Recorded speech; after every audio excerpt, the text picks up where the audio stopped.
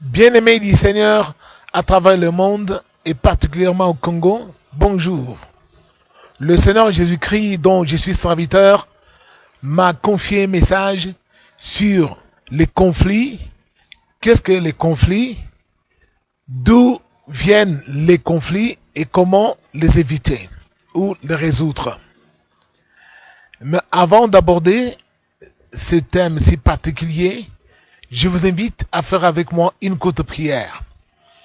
Grand Dieu, nous te bénissons, nous te rendons grâce de nous avoir accordé ce matin cette opportunité de venir en ta présence pour écouter ta parole de vie.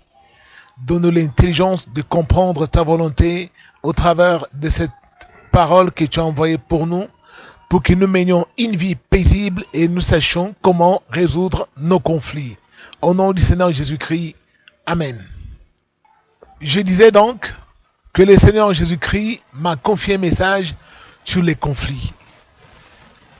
D'où viennent les conflits et comment les résoudre. Généralement, quand on parle de conflits, c'est quand il y a opposition entre un camp et un autre, entre une partie et une autre, entre une personne et une autre. Ces conflits peuvent provenir à partir de certaines mésententes de langage, des écarts de langage et des intérêts personnels. Mais avant d'entrer en profondeur, nous allons nous projeter dans la Bible. Voir un grand homme du nom de David. Parce que nous tous, nous voudrons ressembler aux grands hommes. Nous voudrons que notre destin soit similaire au destin des grands hommes qui sont décrits ou cités dans la Bible. En l'occurrence, David. Cet homme à qui Dieu a rendu un témoignage, un grand témoignage, en disant « J'ai trouvé un homme selon mon cœur et qui accomplira tous mes desseins. » Et Dieu dira même de lui « J'ai prêté du secours à un héros. » Entendre parler de David, c'était un homme qui était vraiment excellent aux yeux du Seigneur. Mais quel était le secret de cet homme? Dans le livre de 1 Samuel au chapitre 30, là, on peut lire, vous pouvez lire ce chapitre tout entier à la maison, on parle d'un peuple nommé les Amalécites. Ce peuple qui avait fait irruption en Israël et a capturé les femmes de David, les enfants de David et toutes les femmes des hommes qui étaient avec David, qui constituaient son armée, et les ont emportés comme des prisonniers dans leur pays. David, informé, alors que son armée n'était constituée que de 600 personnes, il s'était mis à la poursuite de ce peuple. Arrivé à un certain endroit, de ces 600 personnes qui constituaient son armée, 200 se sont retrouvés très fatigués pour poursuivre les fuyards. Alors, ils se sont dit, nous n'allons pas continuer à poursuivre ces gens, nous allons nous reposer ici. Vous autres, les 400, continuez. Ils ont refusé, comme ils se sentaient fatigués, ils sont restés. Quand David est parti, il a livré la guerre aux Amalécites. Il a délivré ses 2 femmes, ses enfants, et toutes les femmes de ses soldats et leurs enfants, et il s'est même accaparé de tous les butins considérables qu'avaient amassé les Amalécites, et il est revenu. Alors quand il est revenu avec sa troupe, retrouver les 200 personnes qui étaient fatiguées pour poursuivre les fugitifs, parmi les gens qui l'avaient accompagné dans cette expédition, la Bible déclare qu'il y avait des méchants hommes et il y avait aussi des vauriens parmi ces gens-là. Et parmi ces méchants, ces vauriens, il y en avait qui ont élevé la voix pour dire non, nous ne pourrons pas partager, avoir la même part avec ceux qui étaient partis avec nous et ceux qui sont restés, qui n'ont pas combattu parce qu'ils sont restés se reposer. Il n'en sera pas question. alors que David intervint et dit, non, mes frères, qui vous comprendra dans cette situation? Comment est-ce que Dieu pourra vous juger? Ce sont vos frères. La part sera la même pour ceux qui sont partis à la guerre et pour ceux qui sont restés. Et la Bible dit, quand vous lisez en cet endroit, que cela fut une règle de droit à partir de ce jour dans tout Israël. Quand vous lisez les Écritures, on vous dit que David ne s'était pas arrêté là. Au verset 27, on dit, il fit ainsi des envois à ceux de Bethel, à ceux de Ramoth, du Negev, à ceux de Yatir, à ceux d'Aroer, à ceux de Sifmoth, à ceux de Phtémoa. Et puis on dit à ceux d'Hébron, à tous les endroits que David et ses hommes avaient parcourus. Quel homme! Cet homme, voici son secret.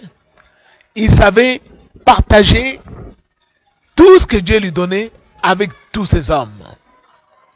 Il a évité ainsi un conflit fratricide entre ses frères, entre ses amis, parce qu'il a su comment partager les butins que Dieu lui avait donné ou avait mis entre ses mains.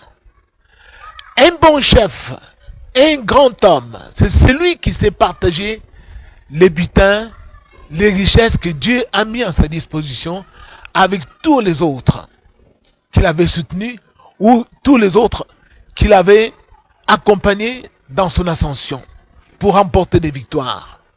Lorsque nous oublions ceux qui nous ont soutenus, lorsque nous partageons mal les revenus que Dieu a mis à notre disposition, nous générons des conflits, nous générons des mécontentements, et même ça peut déboucher sur des guerres fratricides, des guerres meurtrières.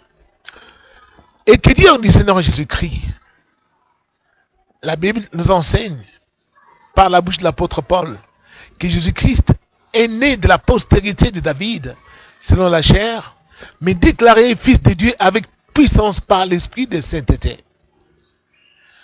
Le Seigneur Jésus-Christ est arrivé. Dans Jean chapitre 6, là, on dit que alors qu'il était assis sur une montagne, il prêchait au peuple.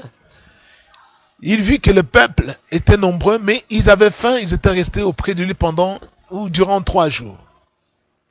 C'est alors que le Seigneur posa la question à Philippe, où achèterons-nous des pains pour que ce peuple ait à manger? Mais la Bible dit qu'il disait cela pour l'éprouver, car il savait ce qu'il devait faire. C'est alors qu'André prit la parole et dit, mais il y a ici un jeune homme qui a 5 pains d'orge et 2 poissons. Mais qu'est-ce que c'est avec tous ces gens? Ils sont tellement nombreux.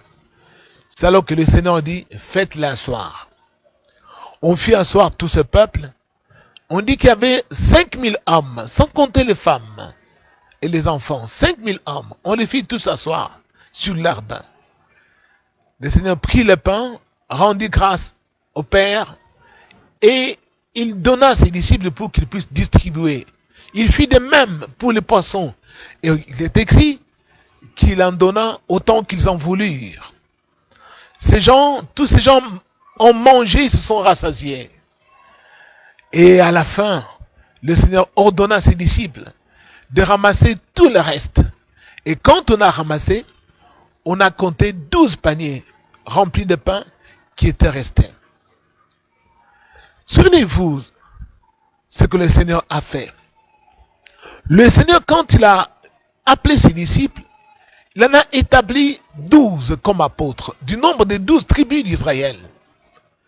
Quand vous faites une lecture ou une étude approfondie de ces 12 apôtres, ils n'étaient pas d'une même tribu de Juda à laquelle appartenait le Seigneur. Ils étaient des tribus différentes. Mais, par exemple, Pierre, qui était de Ruben, il y en avait qui étaient d'Issachar, il y en a qui étaient de Nephtali, il y en avait qui étaient de Benjamin, de Lévi. Mais tous, il les a établis pour qu'ils soient à son service, au nombre de 12, pour représenter les 12 tribus.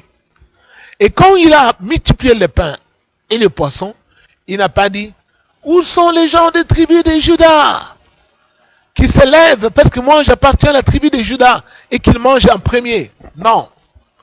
Il a donné les pains à tous de la même façon. Il a donné les poissons à tous de la même façon. Pourquoi les 12 apôtres et pourquoi les 12 tribus? Parce que Dieu agit dans l'unité. Bien-aimé peuple congolais. Dieu agit dans l'unité. Dieu est un Dieu unique. Parce que Dieu, quand il nous met ensemble avec une multitude de tribus, Dieu voudrait nous voir unis. Lorsque nous sommes unis, nous serons forts. Lorsque nous sommes unis au nom de Dieu, Dieu sera parmi nous. C'est pourquoi l'apôtre Paul, lorsqu'il a enseigné, il a dit, dans le livre de Galates, au chapitre 3, il a dit, tous ceux qui ont été baptisés en Jésus-Christ ont revêtu le Christ. Il n'y a plus ni grec, ni juif, il n'y a plus ni libre, ni esclave, il n'y a plus ni homme, ni femme. Nous sommes tous un en Jésus-Christ. Lorsque nous avons l'unité en nous, acquise au prix du sang de Jésus-Christ qu'il a versé sur la croix, parce que lui nous a pardonné nos péchés, nous aussi nous devons nous pardonner les uns les autres, nous devons nous pardonner nos fautes, parce que lui est mort pour nous, nous aussi nous devons nous faire des sacrifices pour les autres. C'est alors que l'unité va nous aider à surmonter les obstacles, à bouter hors de nos maisons, hors de nos frontières, les ennemis. Pourquoi? Parce que nous sommes unis dans l'amour parfait, l'amour de Dieu. Bien-aimés du Seigneur, si vous voulez être un grand homme sur la terre, vous devez savoir que pour bannir les conflits parmi les hommes, vous ne devez pas vous accaparer toutes les richesses par vous-même. Vous devez savoir partager, comme on dit en un langage vulgaire, renvoyer l'ascenseur. C'est-à-dire s'occuper même de ceux qui sont au plus bas de l'échelle. Parce qu'il ne suffit pas, ou bien il n'est pas dit que tout le monde doit être soit chef pour vivre heureux, ou tout le monde doit gouverner pour vivre heureux. Il appartient à ceux qui gouvernent de s'occuper même de ceux qui ne gouvernent pas. Et c'est cela la loi de Dieu dans la Bible. David l'avait compris si tôt, et c'est pourquoi il était devenu roi. Il a été le plus grand roi de tous les temps. Pourquoi? Parce que il savait partager ce que Dieu lui donnait avec les autres. Et c'est lui qui a jeté les fondements de la construction du temple de Jérusalem. Parce qu'il savait partager ce que Dieu avait mis à sa disposition.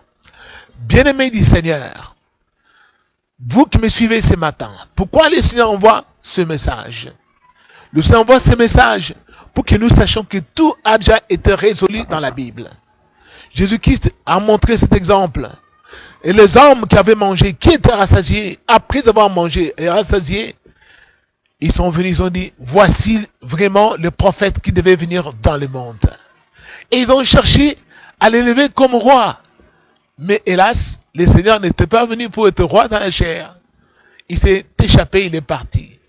Vous voulez que les gens disent, voici vraiment un chef qu'il nous fallait. Voici vraiment un gouverneur qu'il nous fallait.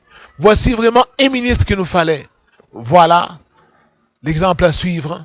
Si vous voulez que les hommes vous portent au nu, au firmament, il faut savoir partager, mettre à la disposition même des plus faibles, même de ceux qui n'ont pas pris part avec vous, les richesses que Dieu a mises à votre disposition.